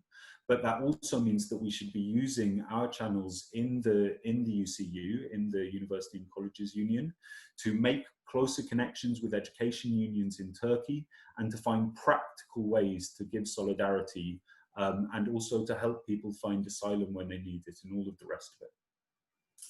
So, and just a final thing to say on the academic boycott as well, you can get in touch with us, the boycott campaign, if you would like people to come and to speak about the academic boycott and to talk about these issues, both in terms of what we're fighting against, as we said, but also especially to think about how we can learn from the way that education is being used on the ground by the Kurdish freedom movement and in the women's revolution of North and East Syria. So I'll just move on to the cultural boycott, which I have a bit less to say about. So the cultural boycott is something that people might be familiar with from the Boycott, Divestment, Sanctions campaign. This is a demand that musicians, sports people, artists, theatre groups, and so on do not go to Turkey to exhibit their work, to show their shows, to play sports, or to appear in international competitions. Exactly like, for example, when Eurovision recently was held in Israel, many people across the world boycotted it by both not watching it and not participating in it. That's what the cultural boycott strand deals with.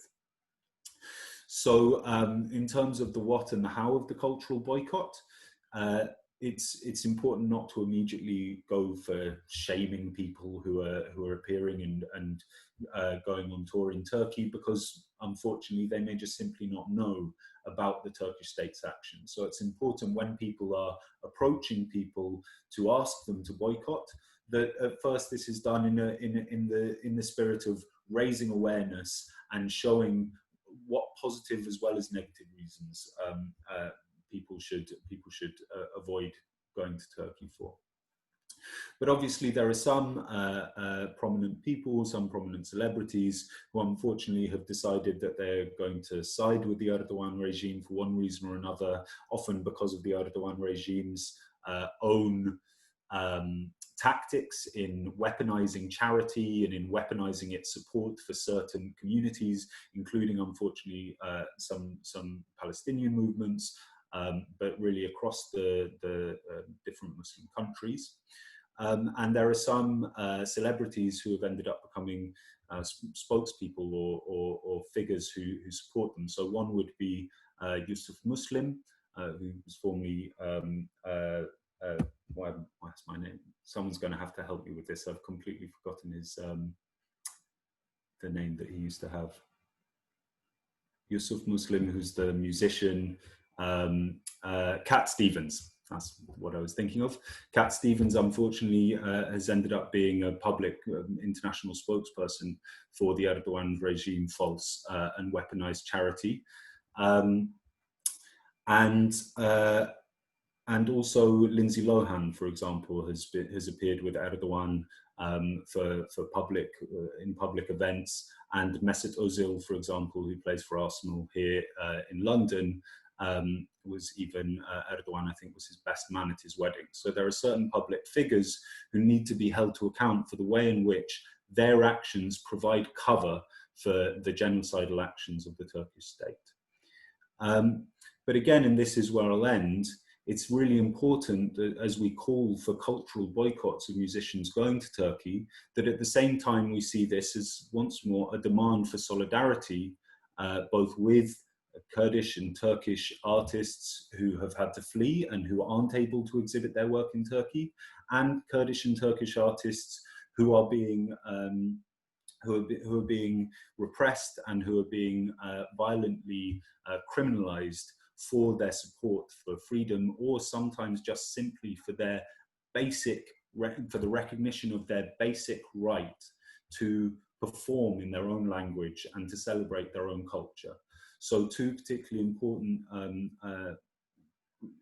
cases that I'll pick out here is a woman named Nudem Durak, who is in prison who's been sentenced, I think in 2016 or 2017, was sentenced to several decades in prison simply for insisting on singing in Kurdish. And on the other hand, there's a group called Grup Yorum, which is a mixed Turkish and Kurdish socialist band that's been in existence for 4 decades. And they have been consistently, in the last few years, refused to be allowed to play in Turkey.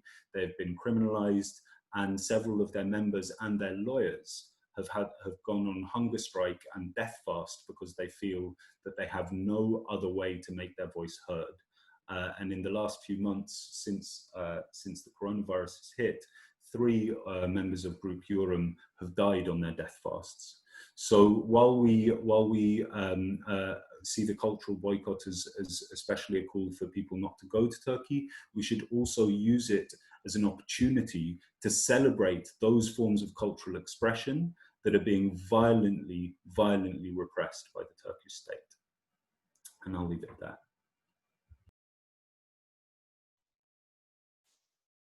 Thank you very much, Nick and Harry and Tom, everybody.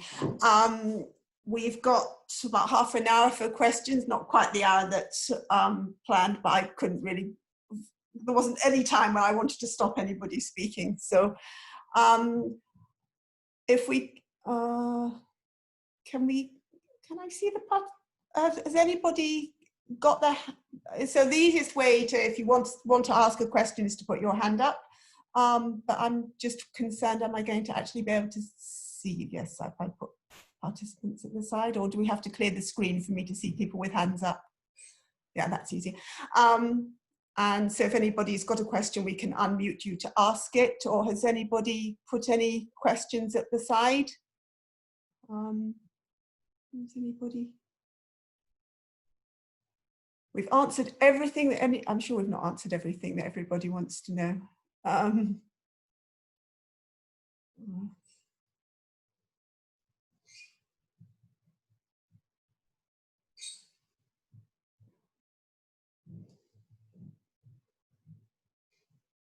Okay. Yeah.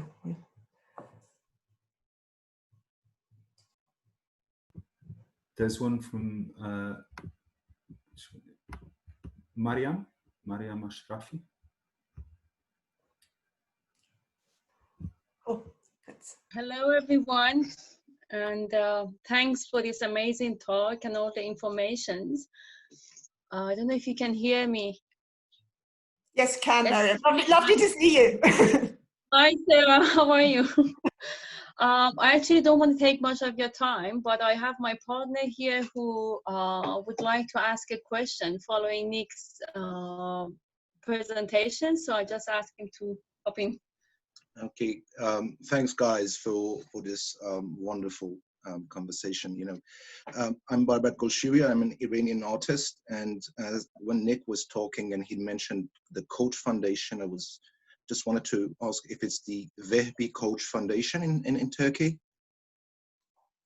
Yes, it is. And it's involved in arts, and they have a collection, right? Yes, so the Vehbi Koch Foundation is involved in a huge number of different business ventures, and there's a lot of information on the boycott-turkey.net website on Koch Holdings, so you can see there. But just some of a bit of background. Vehbi Koch was one of these figures in the aftermath of the Turkish Republic's foundation, which obviously came on the back of a huge amount of ethnic cleansing and genocide of Armenians, of Assyrians, of Greeks. And one of the reasons why that genocide was done was, in the words of the people who committed it at least, was to try and create a native Turkish bourgeoisie. I'm badly heartbroken, Nick, because you know, I'm an let's say engaged artist, and I no longer work with gallerists. But once my gallery in Tehran sold one of my works to this collection, and I had no idea, and I would do my best to take my work back, to find the money and get it back, and I will ask them to ban it down. But I would need your help, because, you know, I've been doing this. I mean, sometimes it works, sometimes it doesn't. For instance, our brothers and sisters in London lately, I mean, it's been 2 years, they've been fighting against the British Petroleum asking museums not to get fundraising from British Petroleum, and British Museum has one of my works. I tweeted about it, and just a few days ago, British Museum sent me an email saying that we want to publish this work of yours in one of our publications, and we assure you that the BP is not involved, and I gave the permission only if BP is not involved. And I don't think we could do this with the Koch Foundation, but I would do my best to take the work back or ban it down. I don't give a about what they would do to it, but I would do that. I had no idea. And that's why we shouldn't work with gallerists, and we should take care of everything ourselves. And I've been doing this for a few years now, 4 or 5 years, and so independence is crucial. Yeah, we'll cut it short. Okay. Hey, if I could just come in briefly. Just to remind you. Sorry, Nick. I just really quickly wanted to address what the friend was saying there, because I think it's really important that it's a gutting experience when we find out that an institution that we thought at least was providing some support has its hands dirty in things like this. So I wanted to really say maybe an obvious point, but one I think is important to say when we feel personally implicated like this, which is that's why we need to do meetings like this. That's why we need discussions like this. There are lots and lots of my colleagues who have worked at Koch universities and who defend Koch because of their cultural patronage. And I think it's important that we don't see that as our own failing so much as a tactic from figures like the Koch family. They know that they can sanitize or present a sanitized image of themselves by supporting these kind of cultural institutions and by seeming to provide some kind of alternative narrative. They're very fond of a multiculturalist narrative, for example, at the same time as they profit from the whole history of the Turkish state's actions, from the redistribution of mainly Armenian and Greek properties to the recent wars in Kurdistan. But thank you so much for sharing that and for having the bravery to say that here. And yes, that please let us know how any of that goes. And whether we can work together in future. But I think Tom's going to say a bit more about Koch now and a bit more about the company. And we have got another hand up as well for after that. Yeah. Well, just to remind people that as well as those the historic kind of background about the Koch family, which Nick said. So the holding company owns several arms companies in Turkey. And particularly they own that company I mentioned earlier, Otokar, which provide the police and military vehicles used inside Bakur, and which are also being used in the invasions in Rojava. Okay, that's all. It's a hazard, isn't it, with whenever, I mean, private companies do sponsorship as a way of getting a better name, and they're often trying to hide what they do. And so long as we're relying on private companies to sponsor our arts, it's going to be a problem. So I don't know what 7 EVP M2, but I shall unmute you. We'll try and unmute you. Oh, thank you. It's Murad Ruhi. Excuse me, I couldn't change this auto-generated name. I tried a lot, but I couldn't. Thank you so much. Am I clear? Yes, you are. Yes, your Okay, question. Right. Yes. I have 2 questions. One of them for Kamran and Nilufar. It is related to the Turkish colonialism. By that I mean, to what extent can we understand this colonialism and in fact these new fascistic development in Turkey? To what extent it is a kind of new development parallel with other far right, fascist tendencies in in a kind of global context, like in India, like in Brazil, like in US and Eastern Europe and all these global contexts? To what extent is this development Turkish policies can be understood based on this new global rising of far right politics, and to what extent it is a kind of old phenomena, it is a kind of indicative of Turkish old empire tradition, both as far as Middle Eastern context is concerned. Both Iran and Turkey have this tendency to go beyond their border, and both shared a sort of traditional empire. So I was wondering to what extent this Turkish invasion in the region and Iranian intervention in the Syria and Iraq is a kind of new development, and to what extent it is a kind of an expression of an old tradition of expansionism in the region. So that question was for dear Kamran and dear Nilufar, and I have a question for Nick about the academic boycott in Turkey. So I was wondering if there is a specific academics or institutions that they should be boycott, or it is a kind of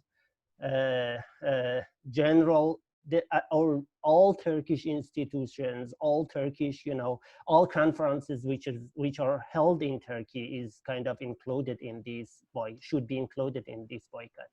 Thank you so much. So should we ask Cameron to go first? I'm happy to go first, but I don't know. I don't see Nilufar actually, so maybe I should. She was there a minute ago.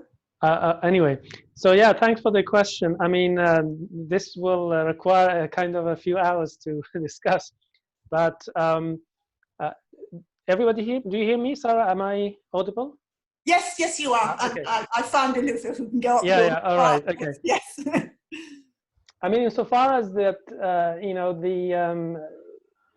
partly the developments in Turkey in last decade or so closely related to the crisis of neoliberalism, and to the extent that Turkish economy is far more integrated into that global order than Iran's, surely there is a connection between the crisis of accumulation and what in social sciences and the history of Europe is called social imperialism, i.e. To exporting internal crises abroad and find solution for internal crises outside your own country through war and expansionism and so on.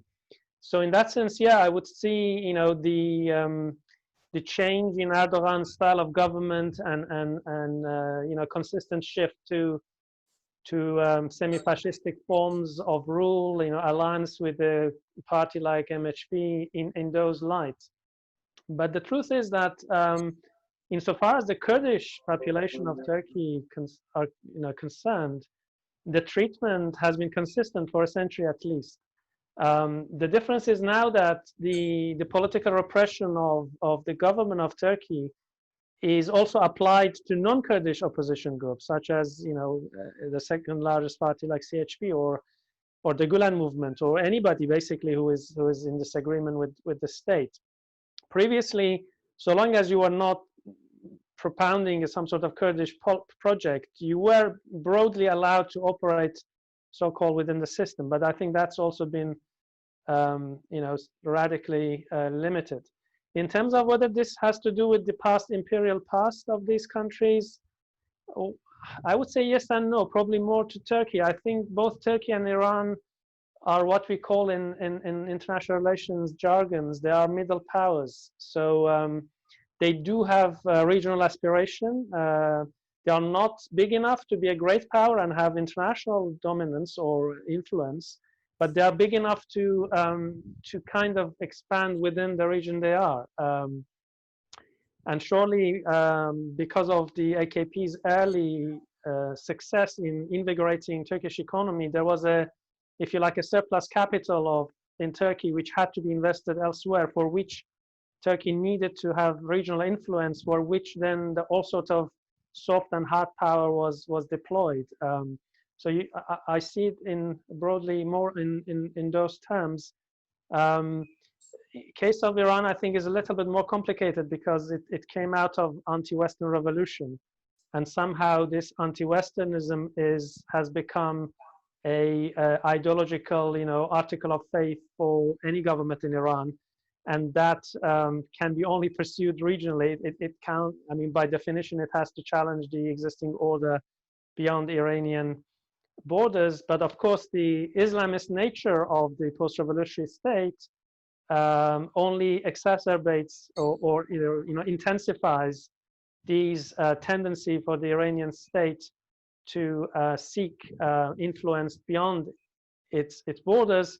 But Iran mostly uses proxy forces because of the distribution of Shia population in the region, which Iran can kind of mobilize and kind of deploy, whereas Turkey, you know, seems to be combining both direct and indirect kind of instruments, not least because it simply has much more advanced military power.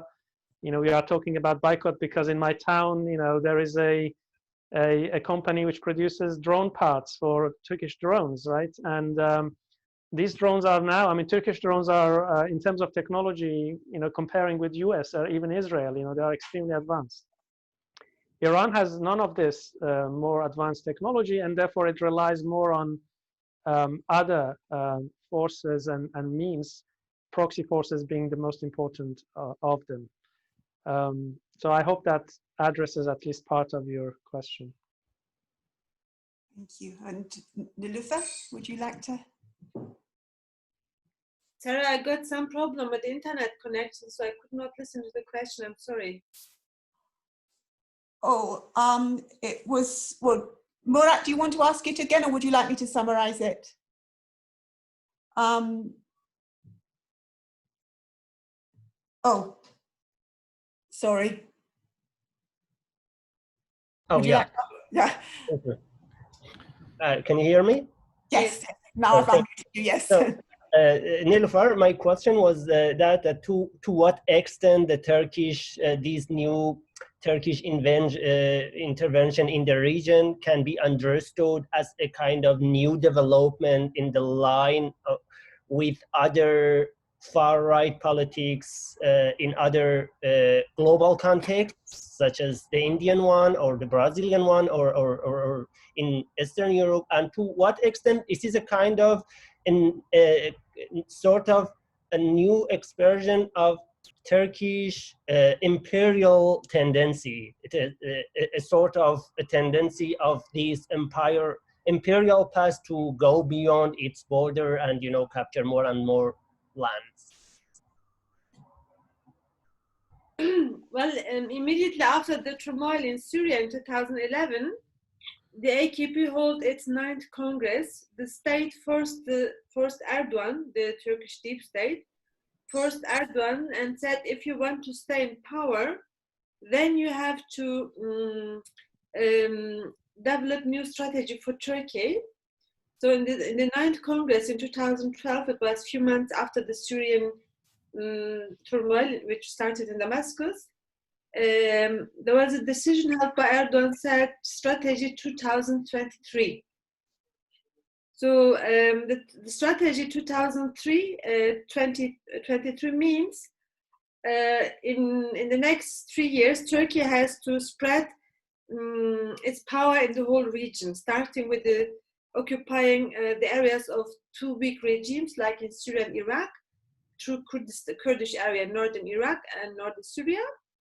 By same now, starting parallel occupation move in North Africa as a part of the former Ottoman Empire. This is the new Turkish expansion policy because they said, well, when Kurdistan was divided after the Lausanne Treaty in 1923, two parts of Kurdistan became under Arab hegemony, like Syria and Iraq, and one part under Farsi, Persian hegemony, and the other one Turkish. So the Kurds could get some more rights after the Gulf War in Iraq, and got this federal status in northern Iraq, the Kurdistan region of Iraq. Now the second part of Kurdistan under the Arabic domination in Syria is the second part of Kurdistan, which can gain a new status of autonomy. As North Syria, Northeast Syria, and Turkey is fearing it's losing two neighbors. When there's a federal status in northern Iraq of Kurds and then democratic autonomy in Rojava, means Turkey will lose Arabs as their neighbors. So this is the fear of the state. And then say, well, when the Kurds in Iranian Kurdistan, Rojava, are going to do the same, let's say autonomy in the Iranian border, which means Turkey will lose the first Persians as its neighbors. So this will affect Turkey economically and of course strategically. So then Turkey will be surrounded all around by Kurds. Turkey will have just in the eastern and southeast part, Kurds as neighbors. So preventing this, and of course Turkey is scaring that the Kurds in southeast Turkey, I mean Bakur Kurdistan will have the same, because democratic confederalism means umbrella of 4 democratic autonomies in the current existing borders, and Turkey is scaring that it will lose its power, because then how they are going to threaten the Arabs and Persians? Then Turkey will just have Kurds around its borders.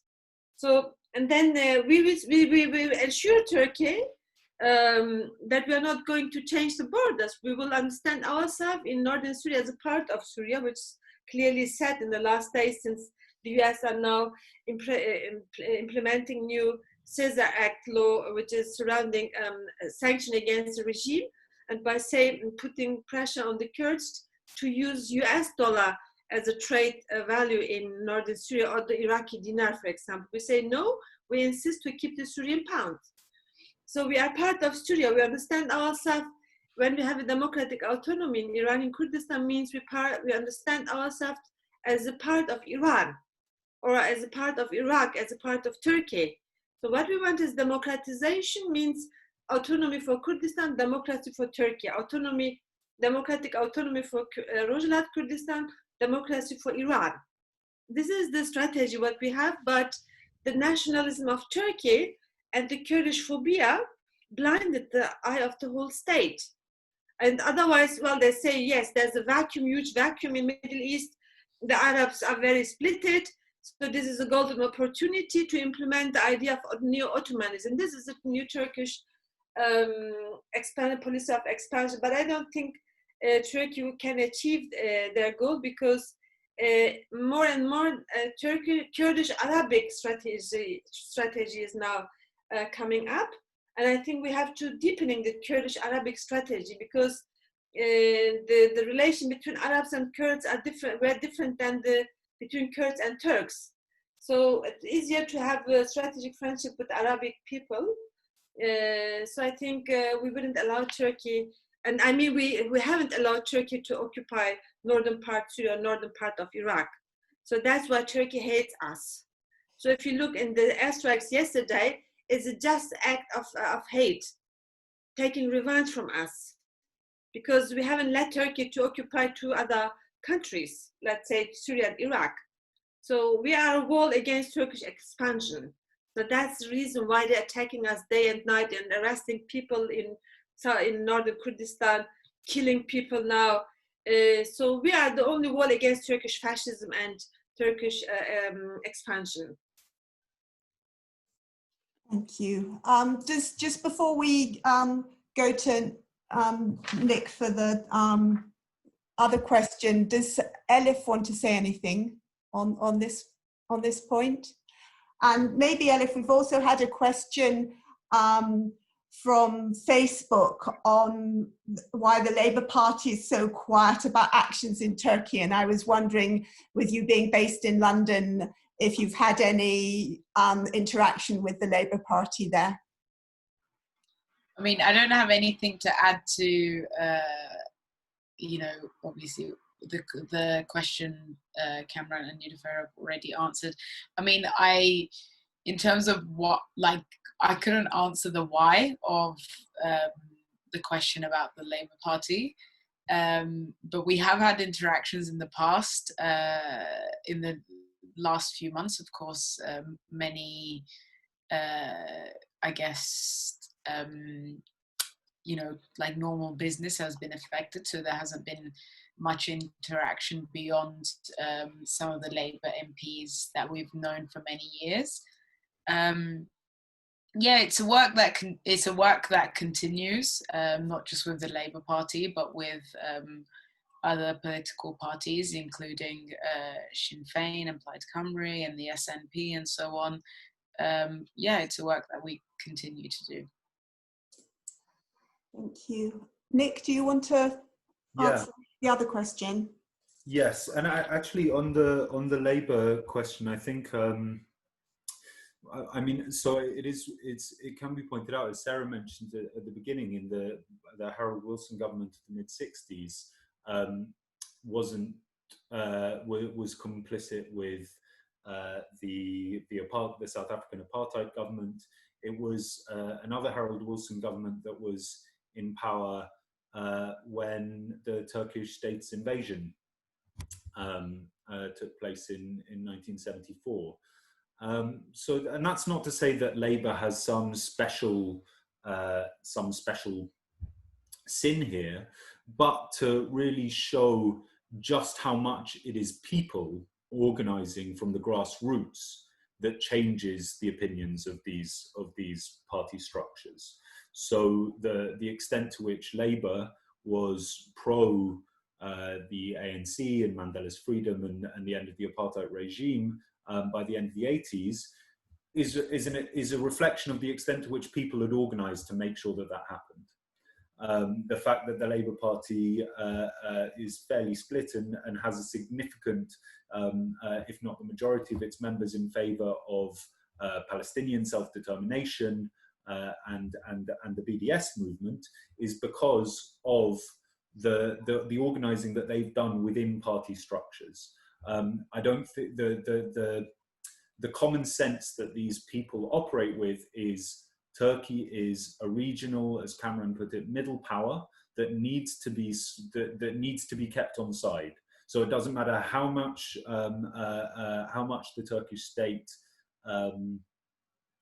goes against the rules of being a member of NATO and the rules of being a member of the West. They'll still be allowed tacitly to continue breaking those rules because of the assumptions that these states have about the regional role of Turkey, of the Turkish state. So although on one level it seems to be, I don't think it should be such a surprise that Labour don't come out as a whole always in favour of the movement, because ultimately nation-state interests seem more important. But with those other examples, we can see that everything's to play for. If we organise effectively and we make the political cost high enough for not supporting the Kurdish freedom movement and self-determination in Kurdistan and the end of the Turkish state's fascist and genocidal policies, if we can make that political cost high enough, then the situation will change, and we've seen that in previous struggles.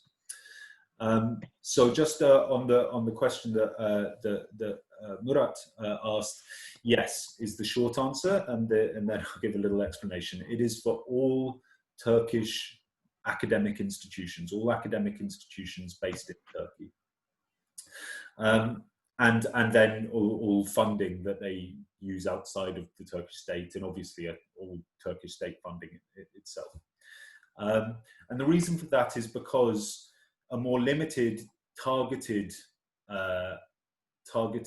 boycott just won't work, because the criteria that you could come up with for it aren't clear enough, and something always falls in between the gaps. So this was the problem with the 2016 boycott call, which tried to limit itself only to those institutions that have seem to be complicit in the purge.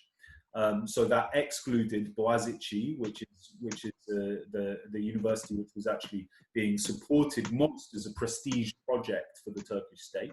But because Boğaziçi to a certain degree resisted those purges, although it didn't resist all to cancel the visas for all of their foreign staff in 2016. So that, and then much less did they were complicit in the suppression of their own students, their own socialist and Kurdish students in the aftermath of the invasion of Afrin. But somehow this boycott call doesn't include them. And then the same with Koç as well, which we've spoken about before. Koç as a university, as an academic institution, often positions itself as this sort of soft social neoliberalism, soft multiculturalism. But the company that pays for these institutions has its hands covered in blood. Not to say the long-term history of the Koç family. So all that means that really, I think, in order for an effective boycott, and the final thing here is what would you do? Say one of the historical fields that my research falls within is Byzantine studies, which is the pre-Ottoman Turkey when it was mostly Greek-speaking. And the next Congress, which is sort of happen every 3 years, is taking place in Istanbul. And that Congress is being co-hosted by a number of universities. And obviously these congresses are opportunities for the Turkish state to celebrate itself and to have a prestige moment, to show the gathering of researchers and people from all around the world. The last one was in Belgrade, and the Serbian president was there to speak and open it and things like that. So you would definitely have representatives of the government. But only one institution, and certainly not the most important institution in this Congress, the Istanbul Technical University, is on the official 2016 boycott list. So how do we deal with issues like that if we try to draw lines in the sand? Really, it's important for an effective boycott that we have a comprehensive approach, and that's why I really wanted to underline that point, that a boycott is a demand for solidarity, because a comprehensive boycott means there are going to be lots of people who we want to support, and we need to find ways to do that. But if we want to effectively change the way these institutions are working, then we need to take a single approach to all of it.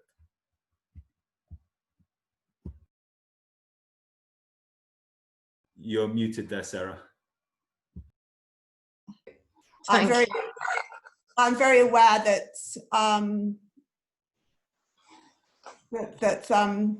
we're very short of time. Do you have a very quick question? Well, I'll try and be quick. Sorry, I couldn't respond to your message.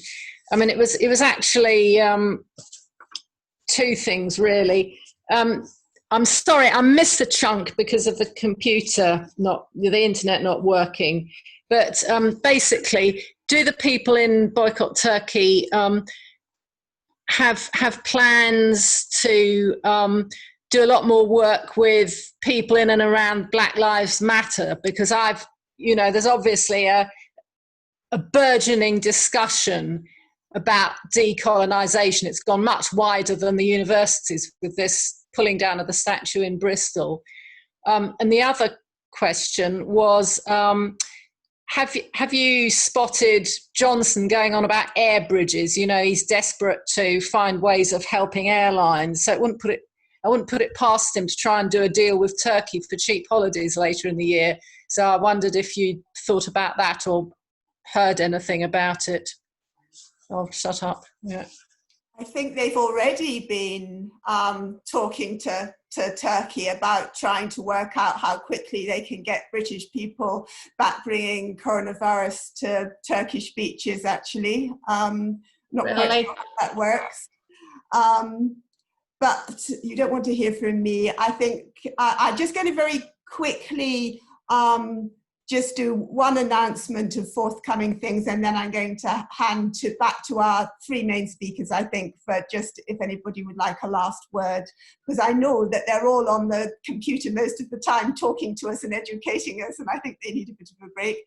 But just to let people know that of things coming up, there's regular series of talks by the Kurdish women's movement on Sunday evenings between 6 and 8. I don't know if anybody's got the link for that, but if you haven't, it's all on the Scottish Solidarity with Kurdistan Facebook page, which I thoroughly recommend anyway, but we do post things that are coming on up there. But if someone's got the link, please put it up. And otherwise, I'd like to hand over if any of our speakers would like to, well, just the three Kurdish speakers, I think, otherwise nobody will go to bed ever. So Elif, do you have something? And then I'll ask Niloufar and yeah. I think in terms of the question about making connections with particularly Black Lives Matter, hi Sarah, by the way. It was I briefly addressed it in the sense of you know, making connections of meaningful international solidarity and so on. So I think the connection and the necessary connection, obviously, with the wider Black Lives Matter movement, of course, will go beyond just through the avenues of the Boycott Turkey campaign. But I think I'm really glad you brought it up, and I think it's a very important and actually quite unfortunately an overdue question of decolonizing education, decolonizing curriculum, decolonizing life, and decolonizing, you know, our minds in general. So I think, and you know, it's not a question that can be answered properly in any way right now, but all I can say is that it is something that we will definitely make efforts to support and in any way. And in terms of the air bridge, I mean, I hadn't heard the actual term until now. It sounds very bizarre, like when you try and visualize it, but I think it's something really serious to look out for. I think it was today that it was announced the Foreign Office and DFID, the Department for Foreign International Development or something, have now been merged. So it means a lot of like international and foreign policies that seemed quite divorced from each other are now going to be very explicitly and quite transparently put together as well. So I think that's something to look out for from our end, is how this merging of these departments will be used. But I think for the Boycott Turkey campaign, you know, now is more important than ever to push particularly the Do Not Holiday in Turkey campaign, because you're all right that they're definitely going to try and push these cheap holidays in Turkey as much as possible. So I do think we need to start now, because sometimes the mistake we make as assemblies, and I think there's no harm in saying this as publicly as possible, we start the campaigns, especially for the boycott of Turkish tourism, literally like when at a time when most people have probably already booked their tickets. So the important thing with these things is try and do it as early as possible, and to make sure that there's also, perhaps, I don't know, this is just a suggestion, perhaps friends can discuss, but also put forward alternative places to holiday, because we understand that a lot of working class people, a lot of low income people, you know, they want to take their families somewhere nice. That's understandable, but also I think most people, when they know that their pounds are quite literally and directly contributing to massacres, I do think that they, you know, as a reflex wouldn't want to do it. So perhaps we can also think of alternatives that people can take their families to.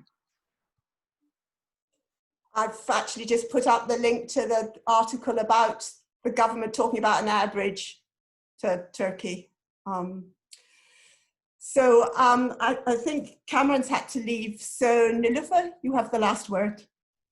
Well, I'm not going to say much because I spoke a lot. And I think all the other speakers gave a very interesting feedback today. What I would just suggest one topic as a part of the campaign Boycott Turkey. As I heard in September, when AKP diplomat will take over the chairing of the 75th General Assembly of the United Nations meeting in New York. His name is Volkan Bozkır. I think we have to prevent this as a part of our boycott campaign, since Turkey is abusing all the international norms and laws of the United Nations, abusing the Universal Declaration of Human Rights, Geneva Convention. How can then one representing of this state leading chairing a UN meeting? I think we have to stop this also as a part of the campaign Boycott of Turkey. So the meeting will be held at the 75th General Assembly will be held in September in New York. So it will be chaired by a Turkish diplomat from the AKP. And I'm asking Nick and Tom and Harry and Sarah to raise this in the campaign also. And thank you for listening. Thank you. Thanks to everybody very much. I mean, there's so many things going on which are so exciting at the moment that we can all join in on. There will be another Kurdish Tuesday in 2 weeks' time, but we haven't got the speaker yet, but we'll make sure that we announce it to you. And just to say that the last time that we were on the streets, you know, when I was allowed to be on the streets, it was actually a Scottish independence demonstration, but we were there with Kurdish flags, and the number of people who said to us, we wouldn't go on holiday to Turkey was really encouraging. So thanks to everybody, and see you again in 2 weeks' time. And thanks so much to our speakers. Thank you. Thanks, everyone.